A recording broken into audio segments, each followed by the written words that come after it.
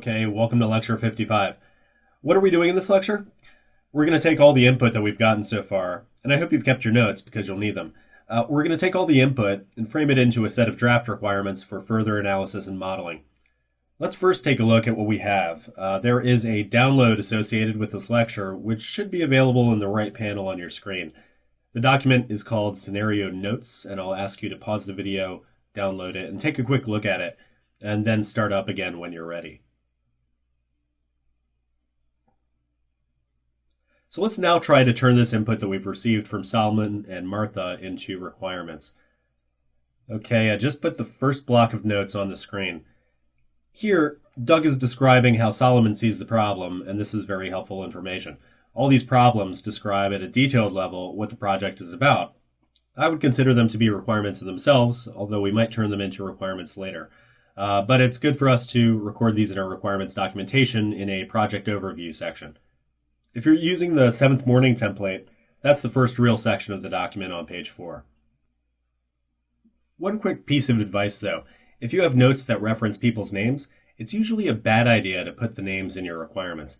Leave them out or reference them by some product managers or something like that. So I'm just going to transfer this over to the template like this and make a few edits to clean up the names. I'm just transferring the notes. We can clean it up later. All right, let's go on to the next part. Okay, this is great. This is today's process as described by Solomon. This is a description of our current state, and it's usually a good idea to make sure that these descriptions are added to our requirements documents. There are two ways to do this. If you only need to provide high-level information, you can just put it in the project overview section, and that's what we'll do today.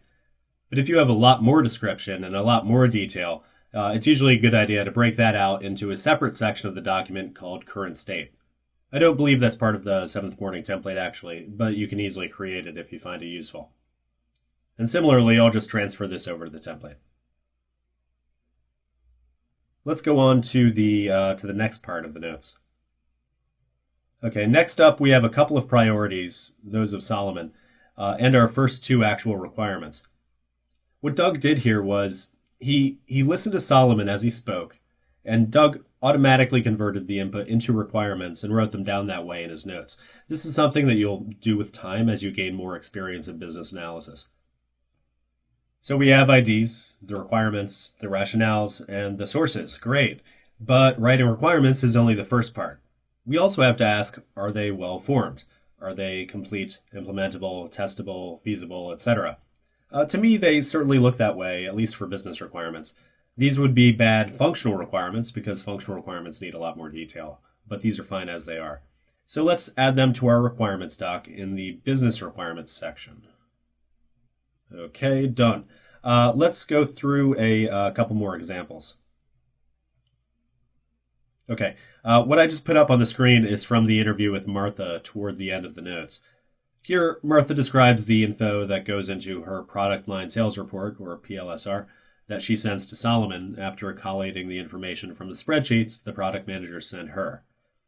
This is current state information, yes, but it's likely to be future state requirements as well, since Solomon needs this information to do his job.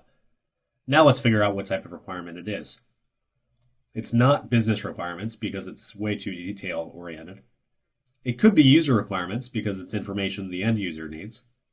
Or it could be functional requirements because it describes how the solution needs to work. You'll often run into this kind of situation where it isn't 100% clear whether a requirement is user or functional, and in those cases you should just pick the one that makes the most sense to you. In this case, it seems like user requirements to me because it answers the question, what will the system do, instead of how will the system do it. And I'll just go ahead and insert them into the user requirements section like this. Okay, a couple things to point out here. First, you'll notice that we made this into 5 requirements, not just one. And this is important. It's good for requirements to be atomic, as we discussed earlier in the course. Each requirement should have one requirement, not a whole bunch of them. Second, notice that we have some information that seems to be missing. In UR1, we're missing a whole table of data, and we need to find out what that data contains. We also need to figure out, in UR5, where the employee ID field will be sourced from. And then there is the whole right column. We don't seem to have a parent requirement anywhere that says that we'll have a PLSR in the future. We need to add that.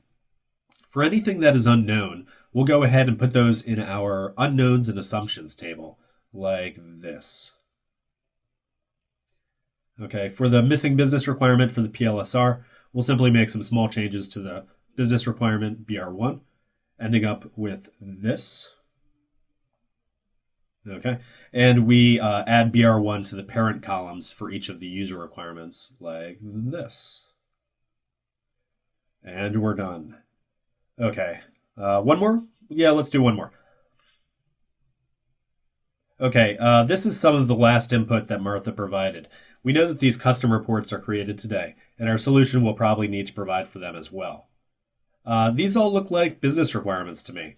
They're not at the level of user or functional requirements, and if the solution doesn't provide them, then we probably can't consider the project a complete success. So let's add them to our business requirements table like this. Okay, I think this should all be pretty clear. Just want to mention that each of these new requirements supports business requirement BR2. Usually, we don't have traceability from business requirement to business requirement, and that's why we don't have a parent column in the template. But it's fine to do this, and it makes sense in this situation. And I think that's it for the examples.